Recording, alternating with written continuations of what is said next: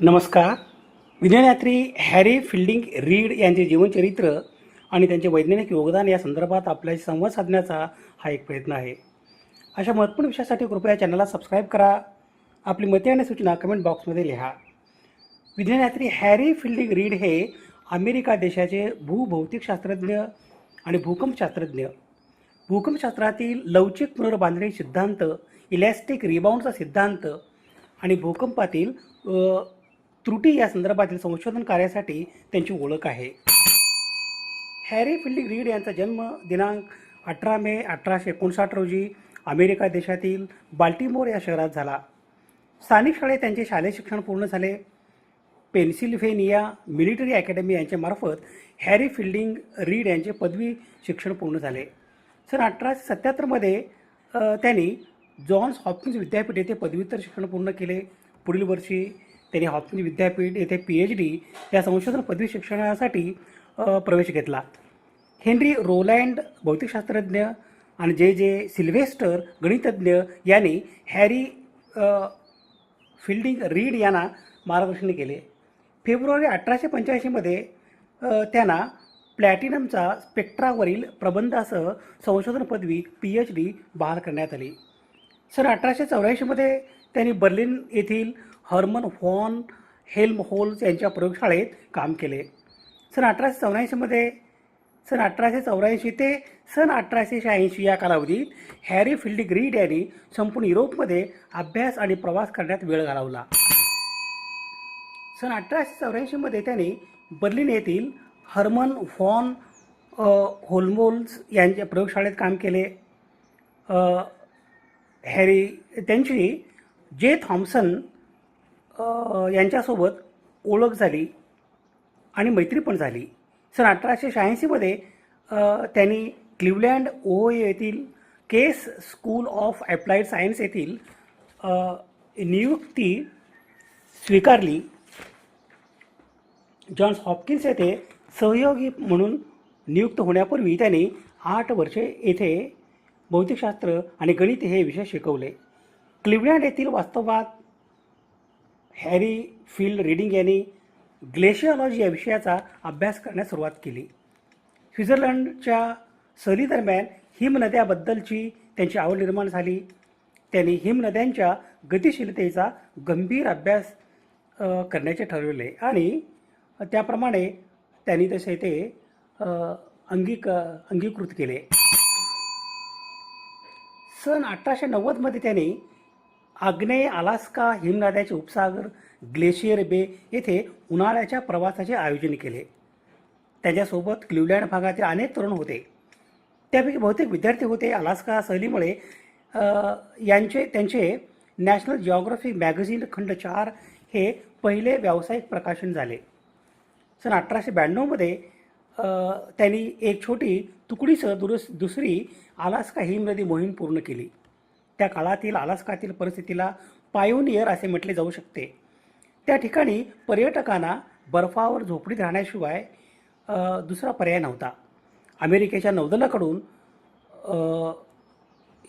या सहलीसाठी उबदार महिन्यात दर आठवड्यात एकदा जहाज पाठवायचे. त्यांनी ग्लेशियर बे याच्या मोजमापाचा एक संच घेतला. बाल्टिमोरला परतल्यानंतर त्यांनी आपली पुढील 35 वर्ष जॉन्स हॉपकिन्स येथे संशोधन आणि अध्यापनातील करिअरसाठी समर्पित केले. भूविज्ञान विभागाची स्थापना अनेक वर्षापूर्वी झाली होती आणि त्यानंतर चार्ल्स बुलक क्लार्क यांच्या अध्यक्षतेखाली ते होते. रीडचे त्याच्या विभागातील इतर सदस्याशी असलेले संबंध अनिश्चित होते आणि त्याची व्यावसायिक ओळख तरल होती. त्यावेळी जिओफिजिक्स हे एक नवीन क्षेत्र होते आणि रीड नंतर एक खासियत म्हणून अभ्यास करणारे पहिले अमेरिकन शास्त्रज्ञ असल्याचा दावा करू शकतात. सन 1911 आणि पदोन्नतीच्या मालिकेनंतर त्यांना डायनॅमिक जिओलॉजी आणि भूगोलचे प्राध्यापक ही पदवी देण्यात आली. सन 1902 त्यांनी भूकंपविषयक डेटा गोळा करण्यास सुरुवात केली. त्यावेळी भूकंपशास्त्राचे विज्ञान अत्यंत नवीन होते आणि जगात मोजकेच सिस्मोग्राफ कार्यरत होते. एक जॉन्स हॉपकिन्स भूगर्भशास्त्र शाळेत स्थापित केले गेले आणि सन 1911 हॅरी फिल्डिंग रीड यांनी इंग्रजीमध्ये या विषयावर सर्वसमावेशक उपचार प्रकाशित केले. सन 1880च्या दशकाच्या सुरुवातीला हेनरी रोलँड यांच्या अभ्यासामुळे अशा मोजमाप यंत्रामध्ये त्याची आवड निर्माण झाली असावी. रीड यांचे ब्रिटिश मित्र सहकारी जे थॉम्सन यांनी मापनात समान रुची वापरून इलेक्ट्रॉनचे वस्तुमान आणि चार्ज दोन्ही असलेले कण म्हणून अस्तित्व सिद्ध केले. सन 1906 सॅन फ्रान्सिस्को भूकंपाने रीड यांना त्यांची भूकंपशास्त्रातील त्यांची आवड एक नवीन स्तरावर नेण्याची संधी दिली. अँड्र्यू लावसन हे बर्कले येथील कॅलिफोर्निया विद्यापीठात भूविज्ञान विभागाचे अध्यक्ष होते. अँड्र्यू लावसन यांच्या मदतीने रीड यांनी मागील अर्धशतकात कॅलिफोर्नियाच्या किनाऱ्यावरील जमिनीचे वेगवेगळे बिंदू आणि जवळच्या अंतर्देशीय भागात कसे सरकले होते याचे बारकाईने अभ्यास केला. भूकंप शक्तीचा परिणाम आणि लवचिक ताण या दोन संकल्पनांच्या आधारे रीड यांनी भूकंपशास्त्रातील लवचिक पुनर्बांधणी सिद्धांत, इलॅस्टिक रिबाउंडचा सिद्धांत मांडला. भूभौतिकशास्त्र आणि भूकंपशास्त्र या दोन विषयासंदर्भात हॅरी फिल्डिंग रीड यांचे संशोधन कार्य मोलाचे आहे. क्लिव्हलँडमध्ये असताना रीडने ग्लॅशियोलॉजीचा अभ्यास करण्यास सुरुवात केली होती. त्यांच्या पहिल्या सहलीत विद्यार्थी आणि इतर कोणीही दुसऱ्यांदा का आले नाही ते माहीत नाही. त्या काळातील अलास्कातील परिस्थितींना पायनियर म्हटले जाऊ शकते आणि क्षेत्रशास्त्रज्ञांना बर्फावर झोपडीत राहण्याशिवाय किंवा खडकावर छावणीत राहण्याशिवाय पर्याय नव्हता. US नौदलाने उबदार महिन्यात दर आठवड्यात एकदा जहाज पाठवले, परंतु ग्लेशियर खाडीचा प्रदेश अलास्काच्या बहुतेक प्रदेशाप्रमाणेच अन्यथा सन 1890च्या आधी सर्वात जास्त शोध लागलेला वाळवंट होता. तरीही रीडने ते घेतले. मोजमापांचा एक संच ज्याने हिमनद्या कशा हालतात आणि बदलत आहेत हे दर्शवते आणि हिमनद्याच्या पुढच्या भागाने तो आकार कसा राखला याचा सिद्धांत मांडला. युनायटेड स्टेट्स जिओलॉजिकल सर्वेचे नंतर यापैकी एक हिमनद्याला त्याच्यासाठी नाव देण्यात आले. बाल्टिमोरला परतल्यानंतर रीडने आपली पुढील 35 वर्षे जॉन्स हॉपकिन्स येथे संशोधन आणि अध्यापनातील करिअरसाठी समर्पित केले. भूविज्ञान विभागाची स्थापना आणि अनेक वर्षापूर्वी झाली होती आणि त्यानंतर चार्ल्स बुलक क्लार्क यांच्या अध्यक्षतेखाली ते होते. रीडचे त्यांच्या विभागातील इतर सदस्याचे असलेले संबंध अनिश्चित आहेत आणि त्यांची व्यावसायिक ओळखी तरल होती. त्यावेळी जिओफिजिक्स हे एक नवीन क्षेत्र होते आणि रीड नंतर एक खासियत म्हणून अभ्यास करणारे पहिले अमेरिकन शास्त्रज्ञ असल्याचा दावा करू शकतात. सन 1911पर्यंत पदोन्नतीच्या मालिकेनंतर त्यांना डायनॅमिक जिओलॉजी आणि भूगोलचे प्राध्यापक ही पदवी देण्यात आली. सन 1902मध्ये रीड यांनी युनायटेड स्टेट्स जिओलॉजिकल सर्वेसाठी भूकंपविषयक डेटा गोळा करण्यास सुरुवात केली. त्यावेळी भूकंपशास्त्राचे विज्ञान अत्यंत नवीन होते आणि जगात कुठेही मोजकेच सिस्मोग्राफ कार्यरत होते. एक जॉन्स हॉपकिन्स भूगर्भशास्त्र प्रयोगशाळेत स्थापित केले गेले आणि सन 1911मध्ये रीडने इंग्रजीमध्ये या विषयावर प्रथम सर्वसमावेशक उपचार प्रकाशित केले. अणुस्तरावर निसर्गाचे मोजमाप करण्यासाठी आणि त्याचे मूल्यांकन करण्यासाठी सूक्ष्म उपकरणांच्या वापरामध्ये हेनरी रोलँड यांच्या मार्गदर्शनाखाली सन 1880च्या दशकाच्या सुरुवातीस त्यांचा अभ्यास सुरू झाला असावा. रीडचा ब्रिटिश मित्र आणि सहकारी जे थॉम्सन यांनी वस्तुमान आणि चार्ज या दोहोंचा कण म्हणून इलेक्ट्रॉनचे अस्तित्व सिद्ध करण्यासाठी मोजमापात समान रुची वापरली होती. पश्चिम गोलार्धातील भूभौतिकशास्त्राचे संस्थापक म्हणून रीडची प्रतिष्ठा आता सुरक्षित होती. त्यांचे जुने केम्ब्रिज मित्र जे थॉम्सन यांच्याप्रमाणे ते प्रथम क्रमांकाचे शास्त्रज्ञ म्हणून ओळखले गेले.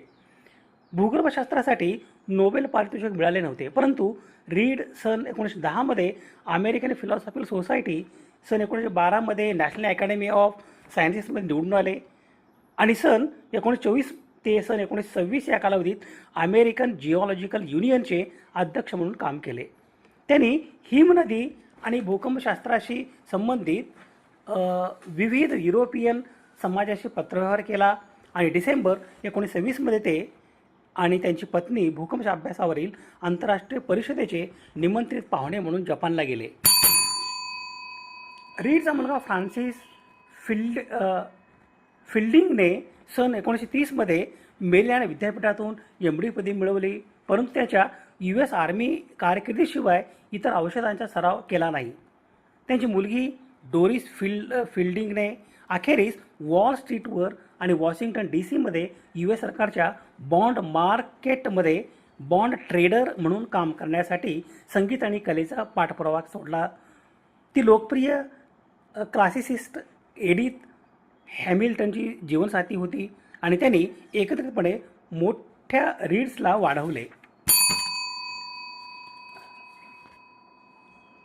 पहिला नातवंड फ्रान्सिस डोरियन फिल्डिंग रीडची बहीण एलेनने प्रसिद्ध कवी आणि धर्मोपदेशक हेनरी फॅन डायक यांच्याशी लग्न केले, जे डझनभर पुस्तकांचे लेखक होते.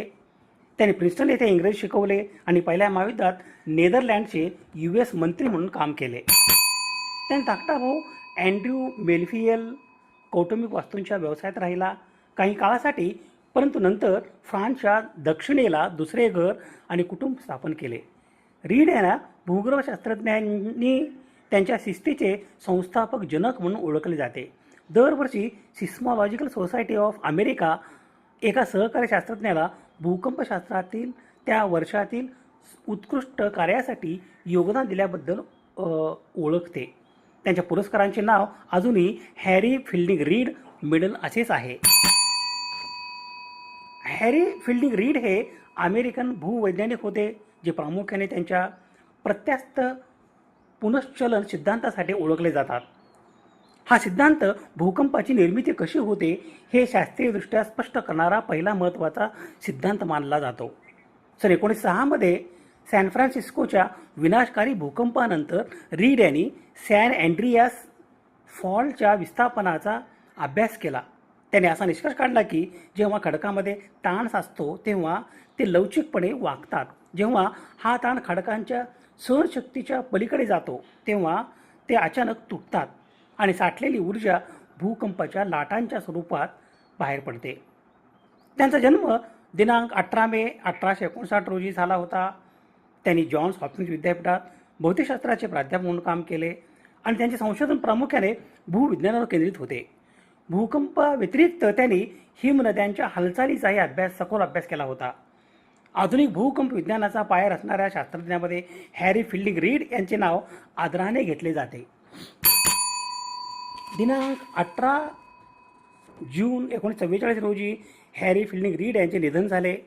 विज्ञानयात्री हॅरी फिल्डिंग रीड यांच्या स्मृतीस विनम्र अभिवादन. सर्व संदर्भासाठी ही यादी आहे.